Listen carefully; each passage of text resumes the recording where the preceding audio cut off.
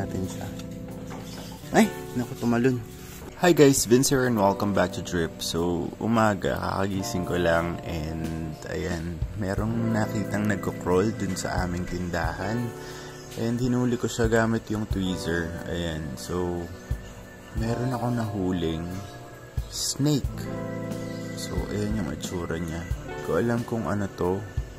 And hindi ko rin alam kung anong gagawin ko dito. So, siguro tatanungin ko na lang yung friends ko from Pet Talk PH.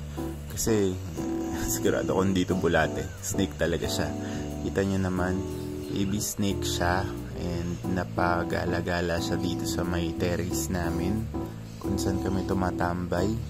Medyo nakakagulat. Pero, alam nyo naman na hindi talaga ako naghahandle ng mga snakes. So, ayun.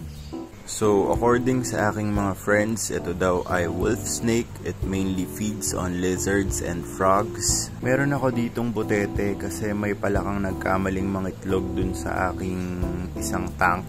So, try ko kayang pakainin dito kay Wolfie. Ayan, papakain natin tong butete. So, ilalagay na natin yung butete dito.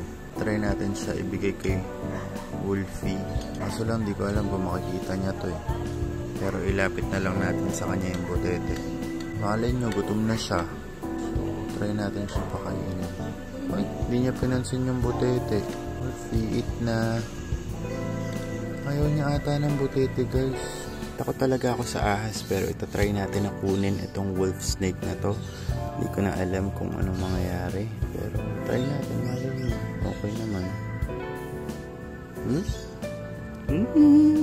Takot ako. Try natin siyang kunin. Ngayon, nakuha ko na yung wolf snake. Ito na siya. Nasa kamay ko na. Ay, tumakas. Kunin ulit natin siya. Ay, naku, tumalon. Ilalagay ko siya dun sa damuhan. Tumatalon. Hindi ko talaga kaya, guys. So, ilalagay ko na lang siya dun sa damuhan. Dun. Merong bakanting lote dito sa tapat namin. Baka dito ko na lang siya ilagay. So, ayun, sagot tayo dito sa ubat.